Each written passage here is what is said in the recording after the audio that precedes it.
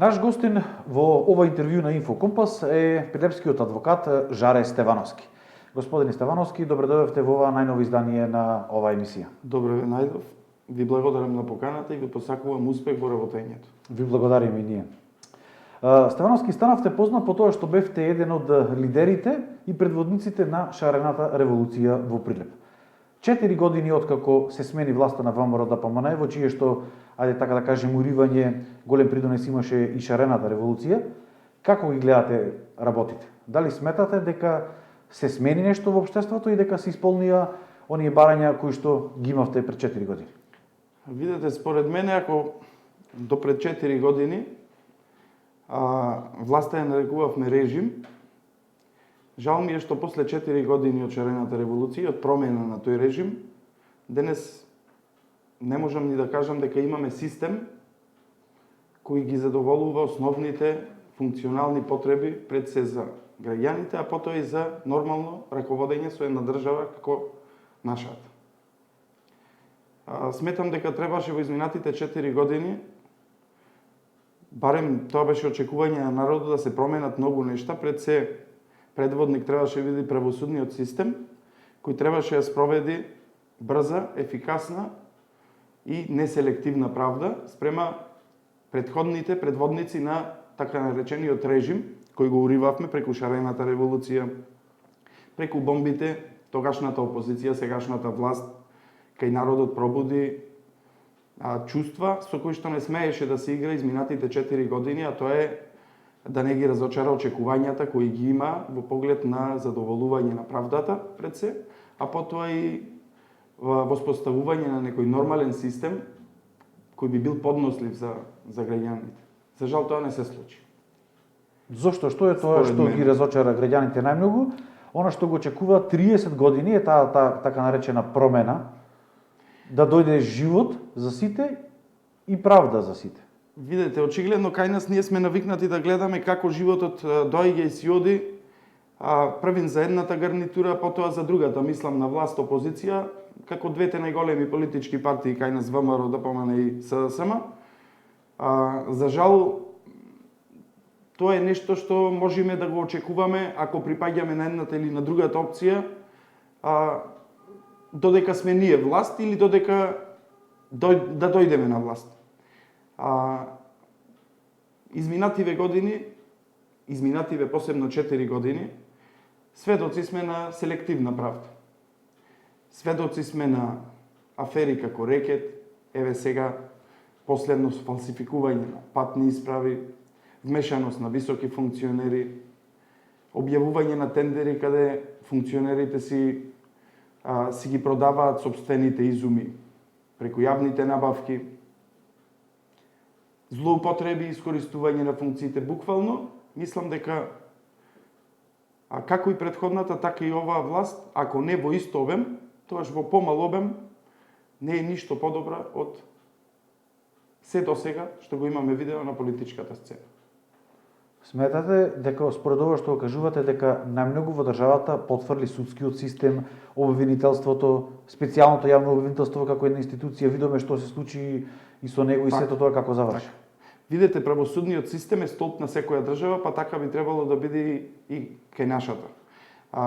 Тука кај нас бројните извештаи на Европската унија, последниот извештај на Стејт департментот, многу јасно укажуваат на ублажување на состојбите во правосудниот систем, ублажување во смисла на релаксирање на судската фела во одлучувањето и постапувањето, што не значи дека нештата се драстично сменети.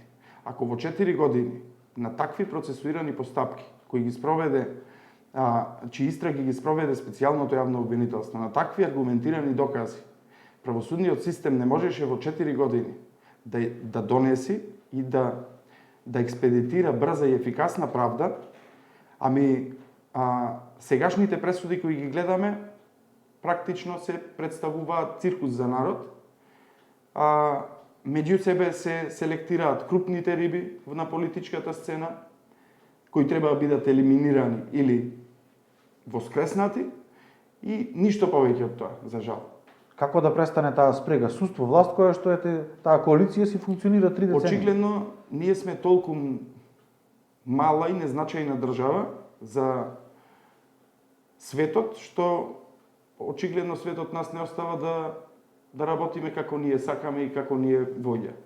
На 2 милиони народ и на една ваква богата држава како нашата, со постоење на 3 децениско само на 2 политички гарнитури и со вакви резултати после 3 децении, навистина е излишно да се говори за волја на било која политичка гарнитура државата да исправи на прав пат.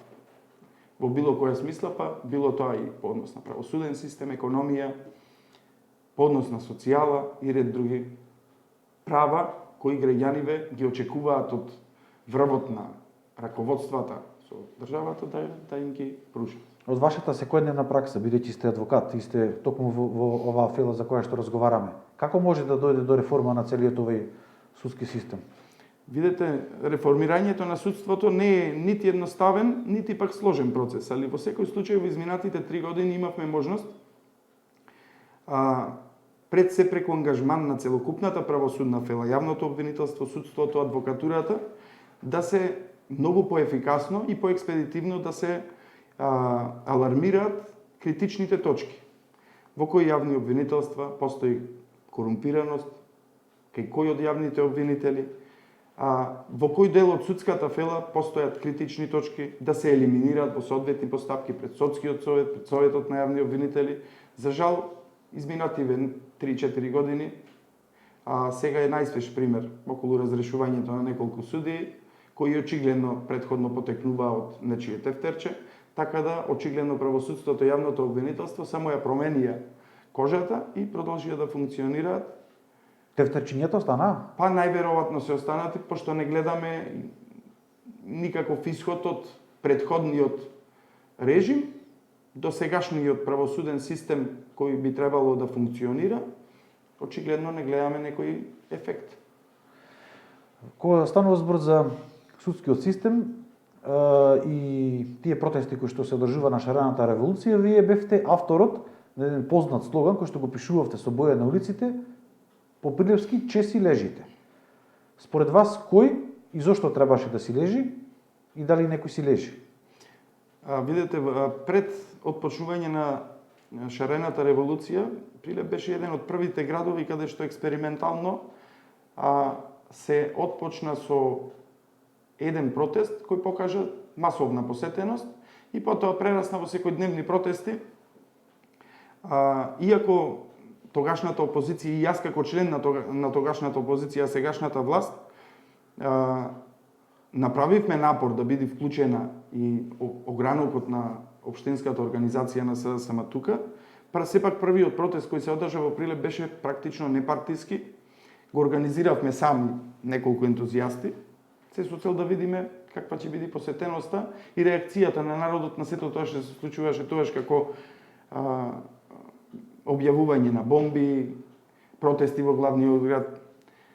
Наидовме на слух кај граѓаните и имаше таква посетеност каква што имаше. Целта и тогаш и сега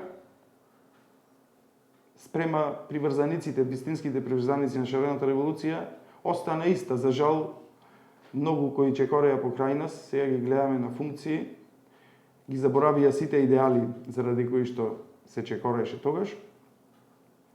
Едноставно се видовме кои сме и што сме. Токму за тоа можеби и тој револт кај народот, токму за целата таа ситуација, па дури ве нарекува потоа и платеници, така натаму. Така. Видете, од денешна перспектива, најверојатно дека таквата иницијатива на централно ниво можеби беше потегната од други мотиви. Овде во Прилеп шарената револуција отпочна од чисто емотивни причини кои беа поврзани со тогашната реакција кај народот по објавување на бомбите, по објавување на сите тие криминали од претходната власт. Тоа ви беше вашиот слоган, че си лежите? Апсолутно. Во истиот тој период на локално ниво, како адвокат, ја искористив мојата адвокатска канцеларија за преку собирање информации од јавен карактер, од локалната самоуправа, да прибавуваме информации и податоци за сите реализирани проекти во изминатите години, за времето на ВМРО, ДПМН е тука, и за волја на вистината се утврди дека на секој чекор во постапките за јавни набавки е вршен криминал, злоупотреби. На таков начин и многу поблиско го научи функционирањето на стопанскиот сектор тука. И за жал до денес не е изменето ништо, само променета е власта. Тогашните поддржувачи од стопанските субјекти во градов на претходната власт сега се подизведувачи на поддржувачите од стопанските субјекти на сегашнава власт, така да во суштина ништо не е сменето. Дали сето тоа не ве разочарува и еден ден си викате, па зошто јас бев дел од сето тоа, или тоа прашање не си го поставам? Видете, јас не жалам воопшто за тоа што сум бил дел од нештото. Јас и денес, со истиот ентузијазам, благодарение на околината која ме обкружува со истата енергија, сум истраен во идејата дека на вистина кај нас треба нешто да се промени сериозно. Кај народот гледам огромна разочараност по однос на практикувањето на власта изминатите 4 години, да не зборуваме за претходните 4 години, односно претходната власт. Мислам дека малку и менталниот склоп кај народот е променет во подобра насока по однос на јавно изразување на револтот спрема и сегашната власт и претходната, како што можам да забележам и мојата перцепција, предпоставувам не ме лажи до толку, која би рекол дека во ист кош се става и опозицијата и власт по однос на постапувањето, по однос на начинот на функционирање. Така да во тој дел, од тука го црпам мојот ентузијазам дека сепак тука нешто може да се промени. Од оние информации што ги имаме, дека кога заврши шарената револуција, сакавте да бидете градоначалник, но централното раководство на СДСМ го постави како кандидат сегашниот градоначалник на општина Прилеп, Илија Јовановски. Сакавте да бидете потоа председател на ООСДСМ Прилеп, се постави друг. Имавте одредени статуси на Facebook, па за да им разјасниме нашите гледачи, вашето членство во СДСМ моментално е замрзнато, односно паузирано, или комплетно излеговте од Социјалдемократскиот сојуз на Македонија? Видете, јас по истекот на 6 месеци од промена на локалната власт тука, можев практично да видам по кој правец се одвива функционирањето на идното функционирање на локалната власт. И затоа и во тие активности во кои што бев вклучен како председател на управен одбор на новото јавно предпријатие Енергоприлеп чинам беше, дадов оставка од сите позиции на кои што бев поставен и можев да бидам поставен, односно се очекуваше да бидам поставен. Рака на срце, од сегашната, од актуелната власт, бев понуден со бројни позиции за кои што апсолутно не бев заинтересиран. Впрочем, мојата идеја беше да одам на претходните локални избори како кандидат за градоначалник, а не преку тоа да искористам да видам нешто друго. Ја работам најдобрата професија на светот, која многу си ја почитувам и си ја сакам, и практично никој не може да ме плати толку колку што можам сам да заработам со мојата професија. Така да, жалам што локалната власт избегнуваше да ме вклучи во реализација на идеите и проектите за кои што сум потрошил претходно 2 години, за да ја креирам некоја си програма за локални избори, која е издржана, објективна, која представува вистински одраз на потребите на граѓаните и во која граѓаните нема да препознаат лаги, небулози и слични работи. Моментално членството во СДСМ ми е замрзнато, со настапување како независен кандидат за градоначалник на следните локални избори, со независна советничка листа, по статутот на партијата членството ми престанува, затоа што таквото кандидирање е во спротивност со статутот на партијата, така да не чувствувам потреба да бидам испишан од партијата на моје барање.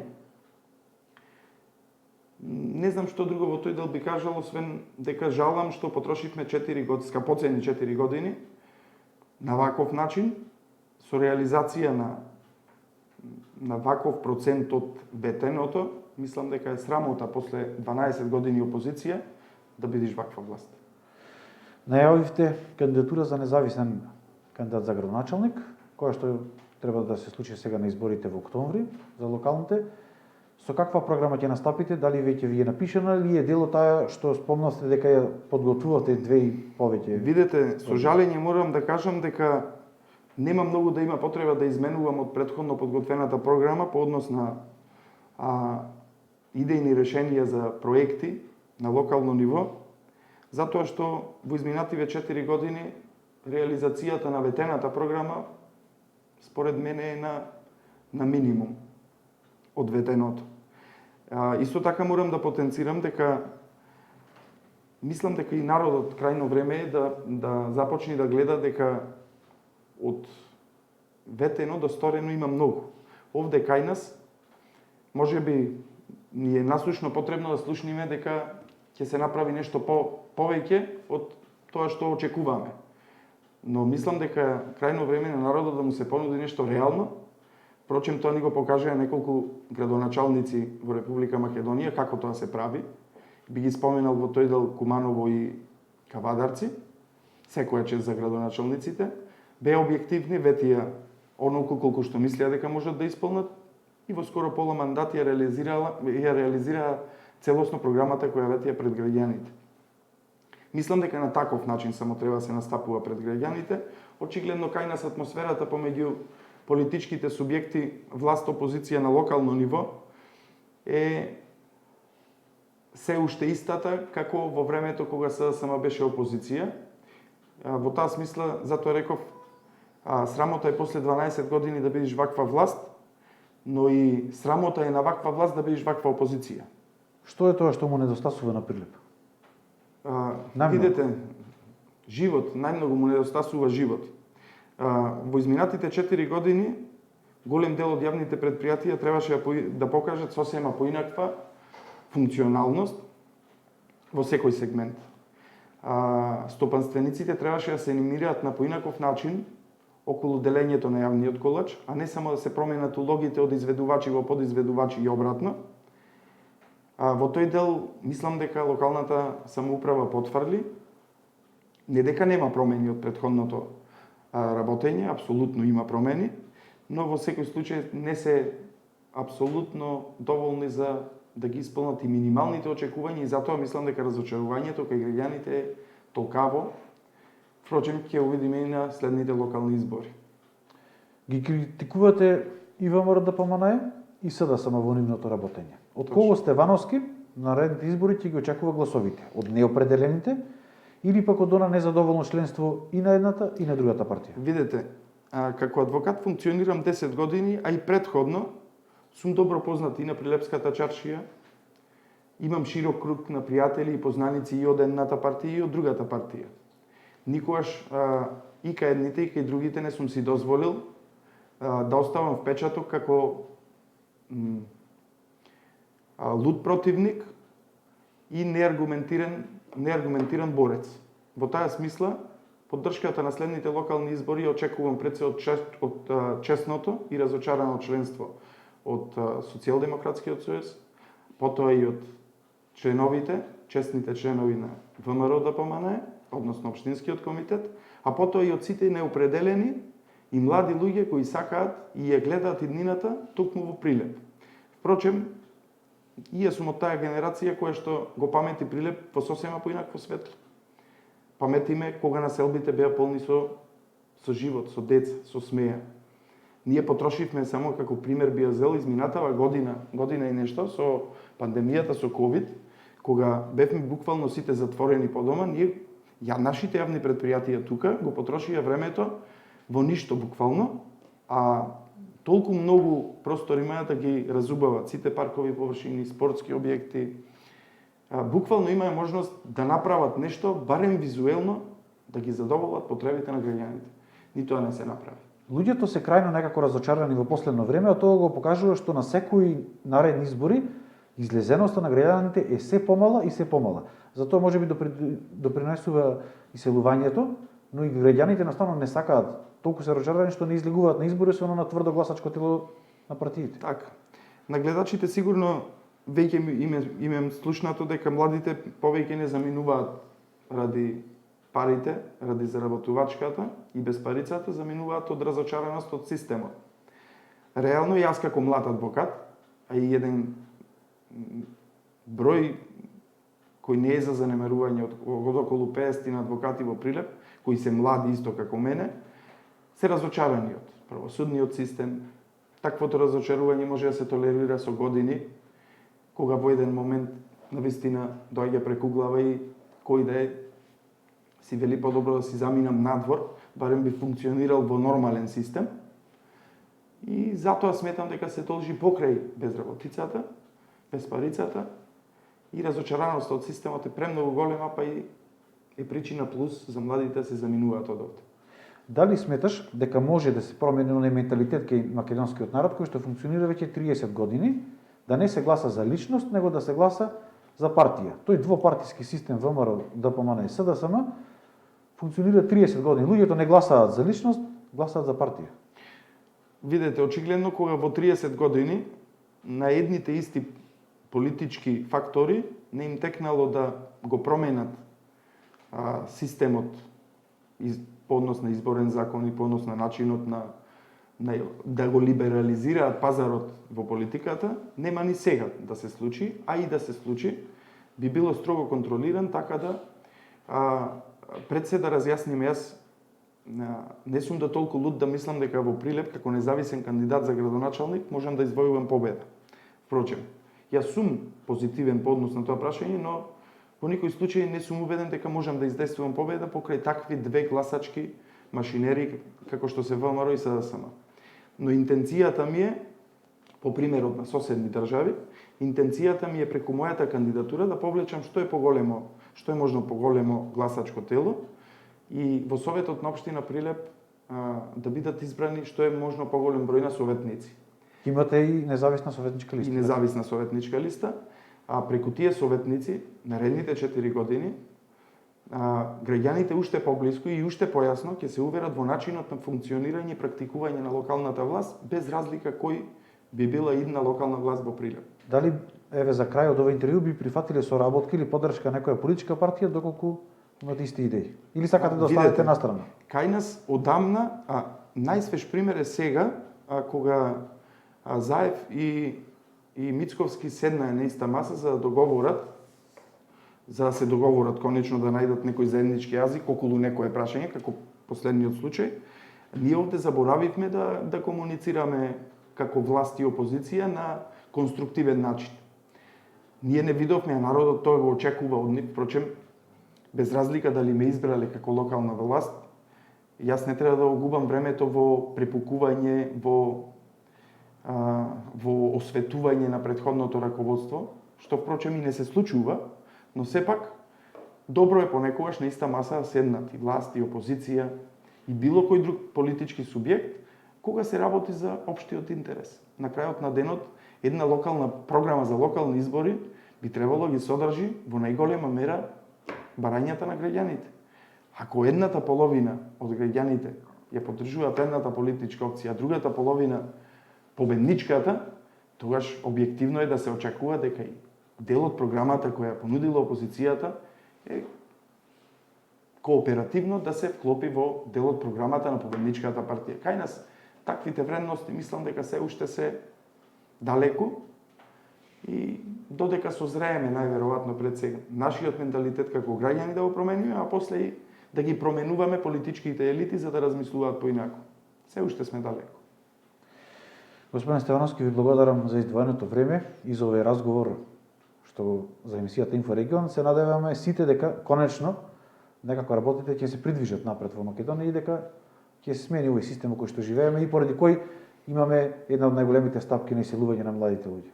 Ви благодарам на поканата и ви посакувам во наредна прилика да ги соверите политичките фактори барем тука на локално ниво, да се соочат со аргументи и да имате плодна дебата.